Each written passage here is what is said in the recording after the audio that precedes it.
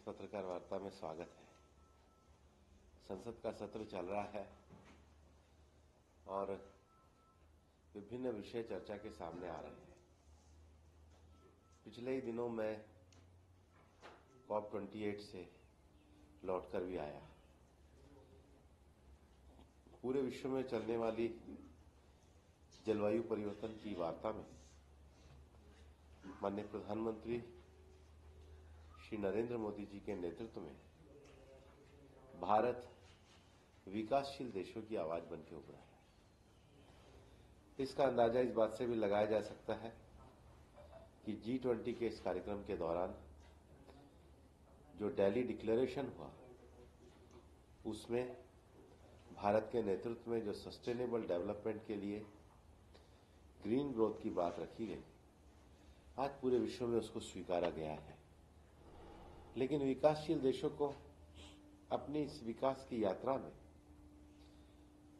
Finance भी चाहिए, technology transfer भी चाहिए, क्योंकि दुनिया में जब तक हम इस टेक्नोलॉजिकल ट्रांसफर को बहुत अच्छे तरीके से नहीं करेंगे तब तक पूरे विश्व के लक्ष्यों को प्राप्त नहीं कर पाएंगे।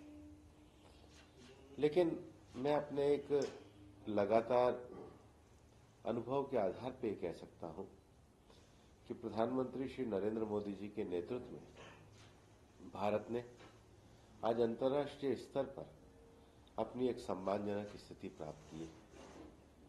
इसको कह सकते हैं इंडियाज राइजिंग स्टेचर ग्लोबली। अब हम केवल विकासशील देश नहीं रहे हैं। भारत आज मिशन चंद्रयान जैसे अभियान को चला करके दुनिया में खोज की, विज्ञान की, इनोवेशन की और कैपेसिटी की अपनी क्षमताओं को प्रदर्शित कर चुका है। कैपेसिटी केवल इस मायने में नहीं है कि हम चंद्रयान पे पहुंचे हैं।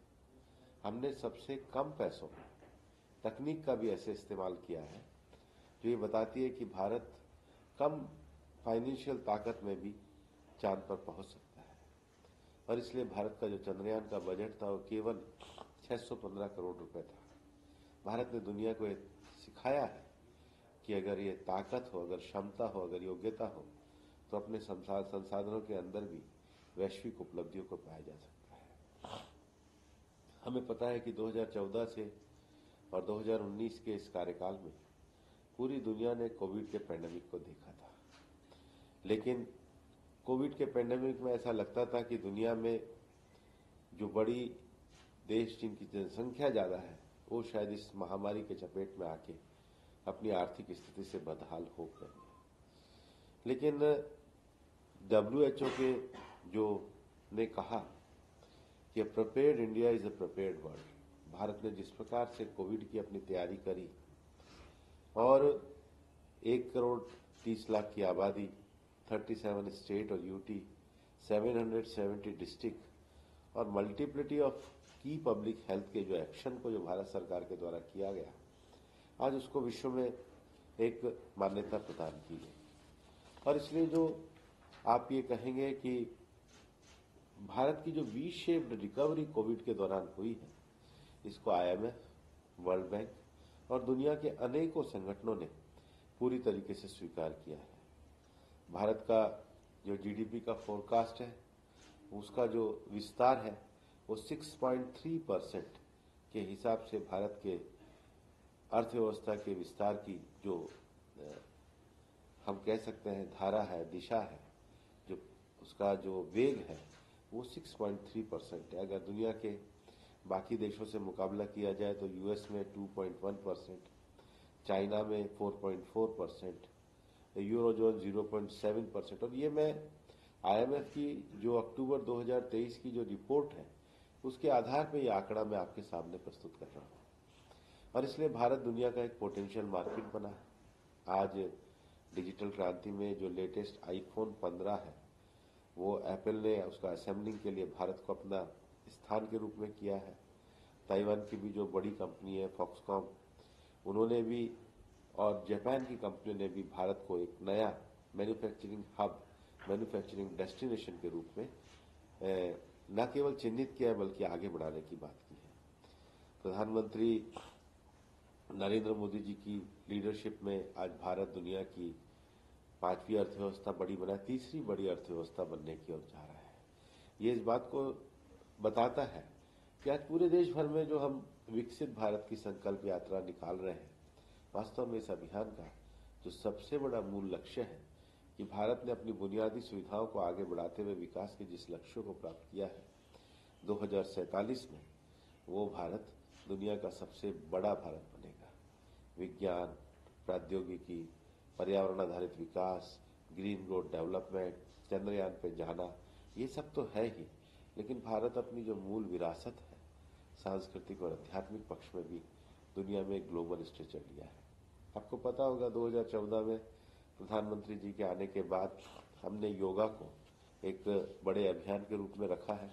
मैं तो आज सारे समाचार पत्रों की सुबह उठ करके जो फोटो देख रहा था, जो सर्ववेद मंदिर बना है, ये इस बात को दर्शाता है कि हम अपने योग, ज्ञान, विज्ञान, दर्शन, कल्चरल इन्फ्लुएंस के द्वारा दुनिया में एक सॉफ्ट पावर के रूप में हम परिणित हो रहे हैं।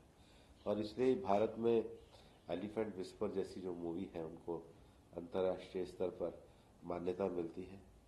चाहे ऑस्ट्रेलियन पूर्व प्रधानमंत्री एंटोनी अल्बनीज हो, चाहे डैनिश पीएम मेटे फ्रेडरिकसन हो, चाहे इटालियन पीएम जॉर्जिया मेलोनी हो, और चाहे गूगल के सीईओ सुंदर पिचाई हो, मोदी जी की क्षमताओं को, नेतृत्व को, उनके विजन को, उनके विकास की धारा को सबने स्वीकार किया। मित्रों, प्रधानमंत्री जी के साथ जब कभी अंतर्राष्ट्रीय स्तरों पर हम उनको बहुत नजदीक से इन वैश्विक बहुपक्षीय वार्ताओं में देखते हैं, जिस प्रकार का उनके नेतृत्व के प्रति हम एक सम्मान देखते हैं, वो बहुत बड़ा विषय है। COP28 में भी आपको पता होगा कि दुनिया के सब देशों के जब डायलॉग शुरू होते हैं, उससे पहले यूएई ने सबसे पहले केवल शुरुआत में उसके ओपनिंग रिमार्क के लिए प्रधानमंत्री जी को आमंत्रित किया। इस बार कॉप में जब फाइनेंशियल डायलॉग की भी बात शुरू हुई, तो उसके भी ओपनिंग रिमार्क के लिए प्रधानमंत्री जी को आकर्षित किया। बाद में दुनिया के बड़े नेता पैनल डिस्कशन पे आए। क्योंकि ये विजन, इसको हमने ग्लोबली स्ट्रेचर की दृष्टि से बढ़ाया है, इसके कारण आज हम इस विजन को लेकर के दुनिया में अपना एक स्थान बना रहे हैं। और यही कारण है कि आज हमारा यूथ जो है वो जॉब गिवर हो रहा है रेदर देन जॉब सीकर। आज सबसे ज्यादा स्टार्टअप हमारे देश में बन रहे हैं। अभी जितने भी PLFS के आंकड़े आए, बल्कि रिसेंटली जो आंकड़ा है वो दर्शाता है कि महिलाओं की कार्यक्षमता जो है, महिलाओं का जो कार्यकारी बल है, उसका रोजगार में बड़ा बढ़ावा हुआ है। भारत में रोज एक नया स्टार्टअप खुल रहा है। और नंबर 2 आज हम स्टार्टअप में हुए हैं। लार्जेस्ट स्टार्टअप का हमारा इकोसिस्टम पूरे देश में बना है। आज भारत तीसरा लार्जेस्ट नंबर यूनिकॉर्न में वर्ल्ड के अंतर्गत आया है। 2021 में हमने 29 दिन में एक यूनिकॉर्न की स्थिति को प्राप्त किया है। अब 2022 में वो संख्या जो दिवस है वो घटकर 9 हो गए हैं। तो ये तेजी से आज भारत के जो विषयों को हम बढ़ाने का काम कर रहे हैं।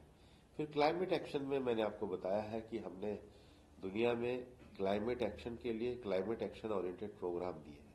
जैसे स्वीडन के साथ मिलकर अभी कॉप में भी प्रधानमंत्री जी के साथ हमारा लीडरशिप फॉर इंडस्ट्री ट्रांजिशन, कि आखिर हमको ग्रीन ग्रोथ करनी है, ग्रीन इंडस्ट्री करनी है। और जो हार्ड टू अबेट इंडस्ट्री है, जैसे स्टील सेक्टर है, जैसे ट्रांसपोर्टेशन सेक्टर है, जैसे सीमेंट सेक्टर है, एल्यूमिनियम सेक्टर है, इसमें हम हार्ड टू अबेट इंडस्ट्री को कैसे ग्रीन ग्रोथ में करें। और भारत ने 2019 में शुरू करा था। इस कॉप में प्रधानमंत्री जी और स्वीडन के प्रधानमंत्री ने इसका लीड IT 2.0 शुरू करा है।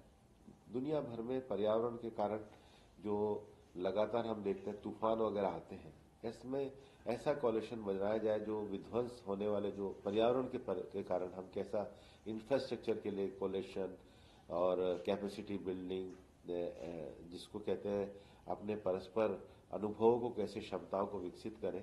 तो भारत ने CDRI coalition for disaster resilience infrastructure, ये क्लाइमेट एक्शन ग्रुप बनाया है। उसके साथ ही साथ अभी जो पूरे दुनिया में जमीनों को का जो जंगल समाप्त हो रहा है, फ्रेगमेंटेशन हो रहा है, उसके लिए भारत ने इसी कॉप में UAE के साथ मिलकर ग्रीन क्रेडिट इनिशिएटिव और इंटरनेशनल सोलर अलायंस, क्योंकि अब तो कॉप में भी कहा गया है कि सबको अपने रिन्यूएबल की क्षमता को पूरी दुनिया मिलकर के उसमें 33%, एक तिहाई को और क्षमता को वृद्धि करे। हालांकि मुझे आपको ये बताते हुए खुशी है कि हमने 2015 में पेरिस एग्रीमेंट के बाद जो अपने अपने नेशनल एनडीसीज देने थे, उस एनडीसीज में हमने विशेष रूप से अपनी क्षमताओं को 9 साल पहले पूरा किया। चाहे सोलर रिन्यूएबल की क्षमता हो, चाहे कार्बन एमिशन को कम करने की क्षमता हो, तो इंटरनेशनल सोलर अलायंस बनाया और बायोडायवर्सिटी कंजर्वेशन के लिए बिग कैट अलायंस बनाया। तो भारत ने अपनी क्षमताओं को आगे बढ़ाया है। और इसलिए जब मैं आपको ये कह रहा हूं कि भारत ने अंतर्राष्ट्रीय स्तर पर अपने स्टेचर को बढ़ाया है, तो आपको ये ध्यान में आएगा कि हम एक जेनेरिक मेडिसिन में लीडिंग प्रोड्यूसर बने हैं। हमने नई टेक्नोलॉजी हेल्थ केयर के सिस्टम को खड़ा किया है। हमने कंट्रीज ने अपनी क्षमताओं को बढ़ाया है और इसलिए भारत की जो ग्रोथ स्टोरी है वो लगातार बढ़ रही है, लगातार शाइन हो रही है। और इसको अगर कुछ आंकड़ों के साथ अगर आप देखें तो आपको ध्यान में आएगा कि ये क्षमताएं कैसे बढ़ेंगी। केवल कुछ आंकड़े लास्ट में मैं आपके सामने बोलना चाहूँगा कि हमने जो रिफॉर्म, परफॉर्म और ट्रांसफॉर्म, इस दृष्टि से जो विषय को बढ़ाया, हमारे आज देश में 11 इंडस्ट्रियल कॉरिडोर बने हैं। भारत ने अनेक विकसित देशों के साथ व्यापारिक क्षमताओं के लिए अपने एफटीए बढ़ाए हैं। उसके साथ ही साथ अगर आप देखेंगे तो अनेक दुनिया भर के जो ग्रुप हैं वो ये बता रहे हैं कि भारत ने अपने डिजिटाइजेशन प्रोसेस में गवर्नेंस के प्रोसेस को 100% करा है। आज हमारी जो आईटी इंडस्ट्री है वो $227 बिलियन की, ये हमारी आईटी इंडस्ट्री की क्षमता है। डेटा पॉलिसी में हम आगे बढ़े हैं, वर्ल्ड लीडर के रूप में क्लाइमेट इनिशिएटिव प्रोग्राम में हम आगे बढ़े हैं और हम इन सब विषयों के लिए जो आगे बढ़े हैं उसमें भारत की जनता का बड़ा योगदान है, प्रधानमंत्री जी के नेतृत्व का योगदान है। और अगर किसी को कोई प्रश्न पूछना है तो मेरा एक सवाल है। जैसे अभी आपने कॉप की बात की, प्रधानमंत्री मोदी गए, उन्होंने अध्यक्षता की और अपनी बात रखी। उसमें उन्होंने बात कही कि भारत जो है पर्यावरण और विकास को संतुलित करते हुए, उनका संरक्षण करते हुए पर्यावरण को आगे बढ़ने की ओर अग्रसर है। साथ ही उन्होंने कहा कि 1.5 डिग्री सेल्सियस करने में भी भारत अपनी राष्ट्रीय योजना, जो हमारी योजनाएं हैं, उसके भी राह पे अग्रसर है। इसको आप कैसे देखिए, अभी क्या होता है कि कॉप में हर देश को अपना नेशनल कम्युनिकेशन देना होता है। इस कॉप में हमने अपना 3rd नेशनल कम्युनिकेशन दिया है और मेरा मानना है कि उसको आप लोगों को भी देखना चाहिए। हमारे 3rd नेशनल कम्युनिकेशन में हमने 2019 की जो ग्रीन हाउस गैसेस के इन्वेंट्री के आधार पर हमने अपना कम्युनिकेशन दिया है। उसमें मैं बहुत साधारण भाषा में कहूं कि भारत की जो जीडीपी बढ़ी है और कार्बन एमिशन कम हुआ है, वो इस बात को दर्शाता है कि हम अपनी अर्थव्यवस्था में जहां एक तरफ विकास कर रहे हैं, वहीं हम कार्बन एमिशन कम करने के, ग्रीन हाउस गैसेस के कम करने के लक्ष्य को भी प्राप्त करते हैं। तो हमारे पूरे विकास का मॉडल आर्थिक विकास करने का है जिसमें ग्रीन हाउस गैस कम बने। दूसरा, दुनिया भर में हमारे पास 17% आबादी है और हमारा जो कार्बन एमिशन है वो 17% है। विकसित देशों की 17% आबादी है, उनका कार्बन एमिशन 60% है, अगर क्यूमुलेटिव सबको मिला दिया जाए, जो इस बात को दर्शाता है कि पर कैपिटा कार्बन एमिशन जो हमारा है वो दुनिया के औसत से 1/3 कम है। और सबसे बड़ी बात है कि मिटिगेशन मेजर्स गवर्नमेंट के द्वारा किए जाते हैं, एडेप्टेशन प्रैक्टिसेस भी सरकार और समाज के द्वारा की जाती है। लेकिन प्रधानमंत्री जी ने अंतर्राष्ट्रीय स्तर पर मिशन लाइफ के मंत्र को दिया है, एनवायरमेंट फ्रेंडली लाइफ स्टाइल। उसका अर्थ है कि हम अपनी जीवन पद्धति और व्यवहार में ऐसी चीजों को अपनाएं जो कार्बन एमिशन को कम करता हो या पर्यावरण अनुकूल जीवन शैली हो। ये भारत की मान्यता भी है और हमने इसको आगे बढ़ के भी दिखाया है। भूपेंद्र जी, COP28 में देखा कि फॉसिल एनर्जी को लेकर के विकसित देशों का रवैया काफी नकारात्मक था, खासकर विकासशील देशों में। तो आपका क्या व्यू? देखो, जिन्होंने इस औद्योगिक पूरे विकास के कारण सबसे पहले प्रगति के दर को हासिल किया है, तो पेरिस एग्रीमेंट में भी उनको 2 भागों में बांटा गया। एनेक्सर 1 में वो कंट्री है जिन्होंने हिस्टोरिकल एमिशन सबसे ज्यादा किया और अपना कार्बन स्पेस सबसे ज्यादा कैप्चर किया है। एनेक्सर 2 में वो देश है जो विकास के रास्ते पे आगे बढ़ रहे हैं। तो ये पेरिस एग्रीमेंट में तय हुआ था कि जो विकसित देश है वो विकसित देश कम से कम